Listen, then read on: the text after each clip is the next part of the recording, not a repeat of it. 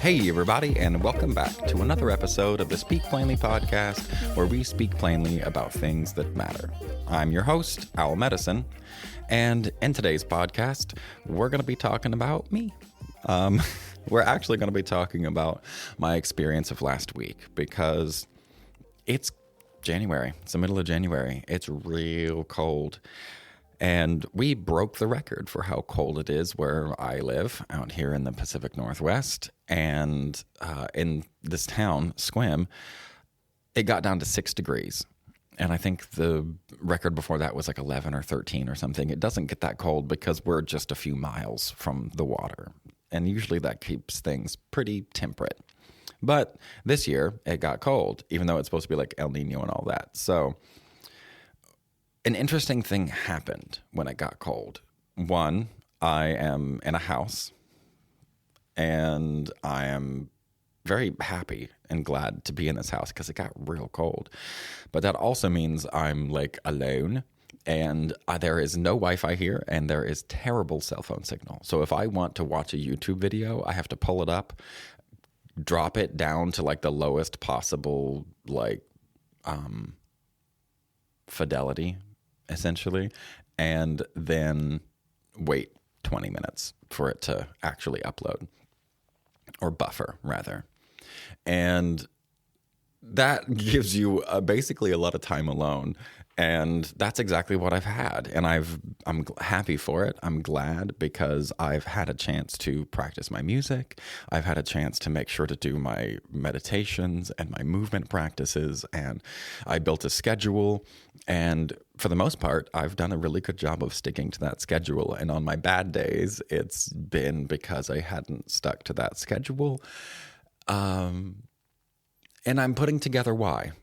And this is kind of why I wanted to do the podcast, or what I wanted to do the podcast on this week. I already had 2 outlines done for a podcast to do today. One on the parentified child, and another on your brain and music, or your brain is music, however you want to put it. But because of my experience this last week, I wanted to talk about that because it seems timely. Because what happened is, on the coldest day, that day that it was 6 degrees, I got really weird emotionally. I got very weird, and I didn't enjoy it. It was not a pleasant experience, and I couldn't shake it. And I was doing my movement stuff, and I didn't go outside enough because it was freezing cold, and I just wasn't able to shake this feeling, this really gross, very kind of terrifying feeling. I don't like it. I did not like it at all. And eventually, whenever I have a feeling like that I can't shake, usually I can shake it with one of my practices, either a meditation or a yoga nidra or a progressive muscle relaxation or a physiological sigh or just calling a friend. I can either get rid of it or at least ride out the wave until that wave is gone with one of those tactics. But man, it wasn't working. It was not working.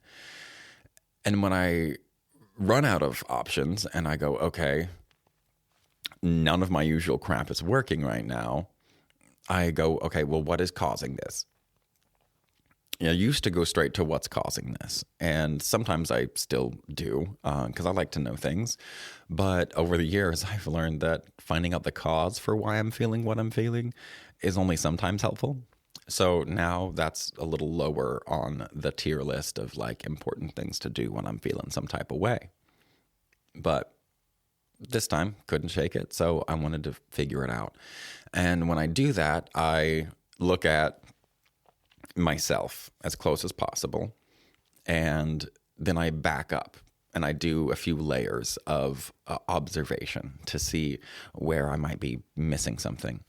And in this case, I started with me being like, okay, no, I've eaten, I've slept, I've moved, I've taken like decent care of my body today. I'm not over caffeinated, I'm not dehydrated. And those are the things I look at. I'm not in physical danger. I'm not in any of those things that are immediate to me. So then what? Then I back up and I go, okay, well, let me look at the whole day. What have I done today?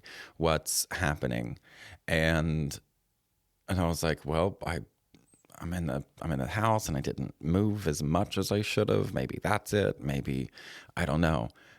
And it wasn't becoming clear until and I was like, okay, well, zoom out a little bit more. What's going on a larger scale, on a big like monthly or seasonal or cyclical scale, cyclical as in a much larger cycle than just my day or my interpretation or experience of the day. And that's when I realized, oh, holy shit, it's really, really cold. And I was like, all right, well, okay, cold. It's really cold, like absolutely cold. Cold is winter. Winter is metal. And metal is grief. And then it all started to make sense. It all started to make sense because I was really missing Key, my dog, my daughter, my girl. I spent a lot of the day upset and crying and sad and angry and fearful and really guilty. Really, really guilty.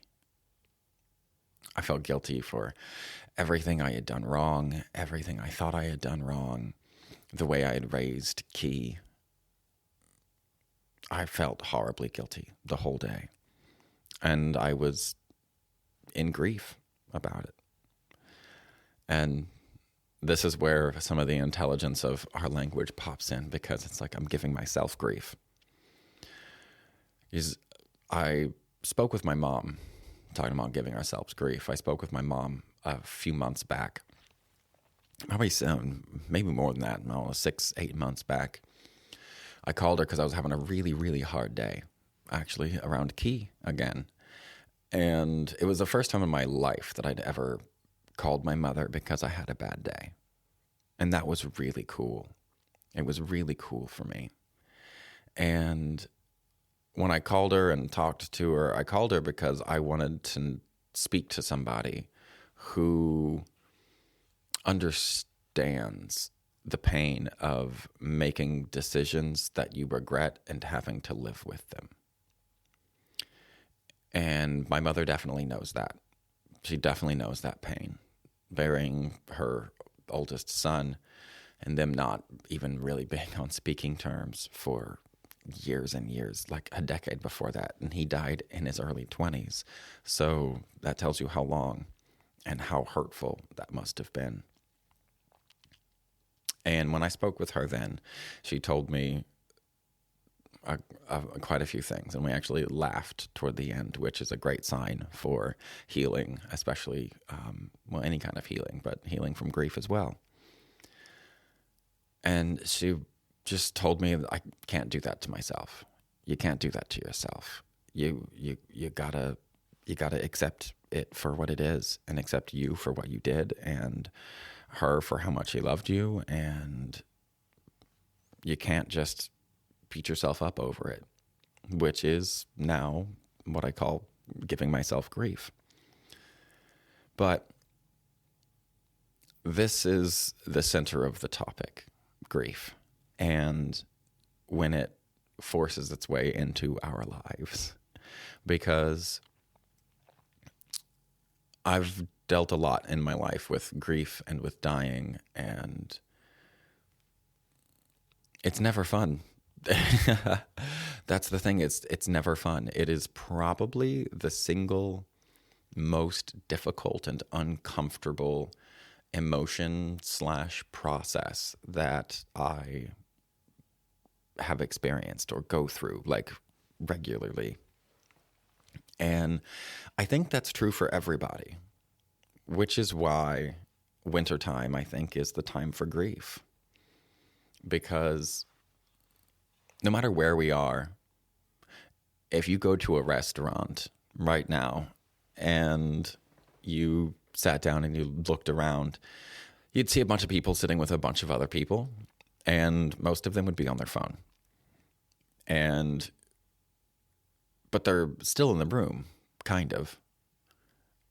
But when you talk to them, sometimes it really is like, yeah, where are you right now? And it's because their mind's off in some virtual world and some digital space, because so much of our world is virtual and digital. But it's where we put our attention that matters. Because even though we're physically sitting in a room with a bunch of other people, or sitting around a dinner table with a bunch of other people, unless we're actually putting our attention on what is immediately in our environment, and then we're missing out on what's in our immediate environment. And grief is a very long process, and it's so uncomfortable. I think it is totally human nature that we don't do it. I've done a whole podcast before on grief and how we, as a society, as a culture, have completely forgotten, at best, how to grieve. I don't think that we have properly grieved, and I don't think that we have a way to properly grieve as a culture. And even if we did, I think that grief would still come up in the winter, because I don't think that these Chinese associations are magical. I think that they are practical at their heart. I think that's why they work. That's why they have worked for thousands of years, is not because of some magical, ethereal influencers. I think it's very practical. And, I've been having this other conversation too about astrology, and how people have been asking about how the different signs have moved. And they're like, well, I used to be a Sagittarius and now I'm a Scorpio or whatever. And they want to know why. They're like, it doesn't fit me. I'm not a Scorpio. That doesn't resonate with me at all. But with where the stars sit in the sky, then I'm supposed to be a Scorpio. So how does this make sense? And I'm going to do a whole nother podcast on this in the future, but I think it has a lot to do, like much more to do, with what's happening during a certain time of year in a certain culture than it does where the stars are. I think the stars were just a roadmap to tell us what time of year something like these different things were happening. And like Leo's always in the middle of summer, and Sagittarius is right through the solstice time, right up to solstice time. And I think those have large impacts. And I think those are the impacts that we see in our astrology. And in the same way that I think there is a very practical reason for the influence of astrology, or maybe the influence is the wrong word, but for the accurate mapping of astrology to events in life and the world, I think the same thing happens with Chinese medicine in grief, because it is so uncomfortable. I think that we go a very, very long way out of our way, usually subconsciously, to avoid grieving, which is the process of going through the emotion of grief, where the process of going through joy, the emotion of fire, totally different. That's fun, right? And we can even go through pensiveness, and there is even can be an edge of fun to that, because we can find it exciting if we get the right mindset. But with grief, ooh, no. There's no fun to be had there. There is no mindset that makes it easier. There is nothing. There is just grief. There is just pain. There is just loss. There is just guilt. There is just whatever it is that you are holding on to that connects you to this person or this thing or this loved one or this dog that you can't let go of. And it hurts. It hurts deep, man. And I think that is why Chinese medicine associates grief with winter, is because it is the time that we are cold and alone and have the least amount of distractions. And just like the people in a restaurant not paying any attention to the people they're sitting at dinner with, it's where we put our attention that matters. And in the dead of winter, in the coldest night, I had one of the hardest emotional days I'd had in months. And so I decided, when I realized it was the connection of cold and winter and grief, I went, okay, yeah, coldest day of the year, the day I'm grieving hard. I was grieving Key and my failure as a parent for her. Hard, man. And so I just decided to make a Facebook post about it, which is not something that I do very often, as far as like making a personal thing like that put out on Facebook, maybe once a month or so-ish, if that. And I'll delete Facebook and Instagram for months most of the time. And I prefer it that way. And when I have been sharing things, it's usually about the book. But now that the book is over, I'm not posting about that. I'm not posting about much of anything. So this was outside of my shows, whenever I'm performing a show, because now I'm a musician and I'm playing shows places, which is super exciting for me. But there is no